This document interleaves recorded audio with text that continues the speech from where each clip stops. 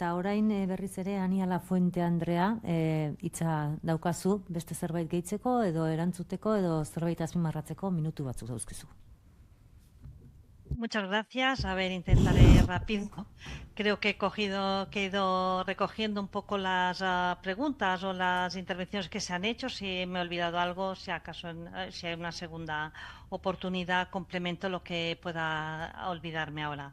Hablábamos al principio de la doble naturaleza de Gardena como entidad de protección de personas alertadoras y como mecanismo de garantía del derecho de acceso, si debía tener doble naturaleza sancionadora.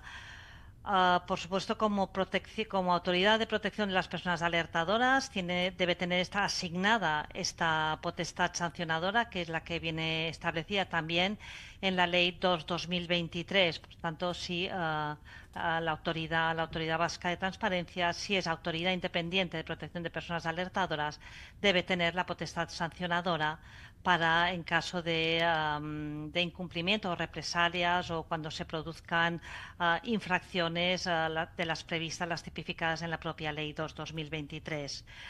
Respecto del régimen sancionador, que diferenciaba en función de si son cargos públicos o entidades privadas, no entraría tanto en si las cuantías o las sanciones son diferentes. En todo caso, cuando se sanciona un cargo público, la sanción a un cargo público debe ser es una sanción que es no solo pedagógica, también ha de ser ejemplar. A los cargos públicos se les ha de requerir un plus de integridad en su actuación pública y, por tanto, las sanciones deben corresponder a este plus de integridad que se les requiere.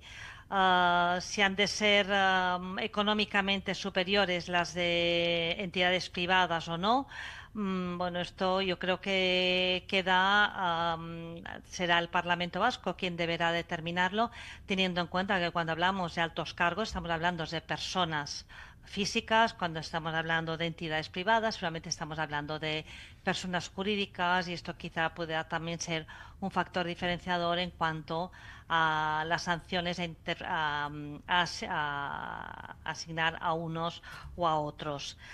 Determinar si debe ser independiente o no, si es normal o qué opino sobre el hecho de que la autoridad vasca esté adscrita a un departamento o debe ser independiente. Bueno, a mí me parece que la designación por el Parlamento añade un plus de independencia en el caso de la Oficina Antifraude. Somos adscritos al Parlamento, actuamos con absoluta independencia. Um, si se depende del gobierno o de la administración de Euskadi, o se dependiera de la administración de Cataluña, por mucho que se refiera la independencia funcional, etcétera, es cierto que esta independencia puede quedar en algunos momentos, bueno, pues más en entredicho. Cuando se adscribe a un parlamento, yo creo que la independencia está clara y fuera de toda duda. Por tanto, a mí me parece que una autoridad de protección de personas alertadoras es mejor, a pesar que es un modelo que se ha seguido en otras comunidades autónomas, incluso en el Estado. El presidente de la Autoridad Independiente de Personas Alertadoras también se adscribe a la administración del Estado. Por tanto, son modelos diferentes, pero bueno, lo importante es garantizar la independencia en el ejercicio. Que bueno, pues en unos casos pues quizás es más fácil si la dependencia es del Parlamento, pero en todo caso son modelos absolutamente legítimos unos y otros. Referente a las solicitudes de acceso a la información y alertadores, hombre, básicamente las solicitudes de acceso a la información que formulan personas alertadoras o entes afectados o personas que pretenden denunciar son solicitudes referidas a investigaciones. Si aquel ente ha sido investigado, si se ha investigado como a fin qué se pide en el expediente, etcétera, de investigación. En el caso de que esté en trámite se deniega este acceso, pero en el caso de que el expediente esté finalizado, pues se traslada la información con las anonimizaciones correspondientes para garantizar, en todo caso, la confidencialidad a la que estamos obligados. Decía de cómo hemos impulsado si hemos impulsado la cultura de la alerta. Este es un nuevo concepto que aparece en la Ley 2/2023, pero ya con anterioridad la Oficina Antifraude, una de sus misiones es el fortalecimiento de la integridad. Y el fortalecimiento de la integridad no pasa solo la alerta o poner la información de irregularidades que se observan o se conocen, forma parte de ese concepto muy amplio de integridad, ¿no? De ir generando una cultura ética, una cultura de integridad en el conjunto de la sociedad, y en esto la Oficina Antifraude sí que tiene como uno de sus pilares básicos en prevención desarrollar todas aquellas acciones de formación, de difusión, de sensibilización necesarias para fortalecer.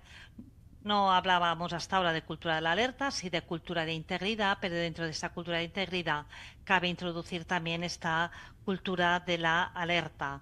La especificidad de la cultura de la alerta sería que aquí incluiríamos toda la formación o toda la información necesaria sobre qué implica qué implica levantar una alerta, cuáles son los riesgos que esto implica y cuáles son las medidas de apoyo y de protección de la persona que decide levantar una alerta. Sobre la influencia legítima, cuando hablamos hemos hablado también de influencia legítima, de trazabilidad y de interés general. Es evidente que la influencia, la actividad de influencia es absolutamente no solo legítima, también es necesaria. La Administración requiere muchas veces del conocimiento experto que existe fuera de la Administración para desarrollar, para implementar políticas públicas. Es y de la actividad de influencia de la que hablamos es esta legítima y también necesaria. Pero es importante saber cómo se influye, en qué se influye, por qué se influye, y esto es lo que pues denominamos trazabilidad de las decisiones públicas y que creemos que la ciudadanía tiene el derecho a saber.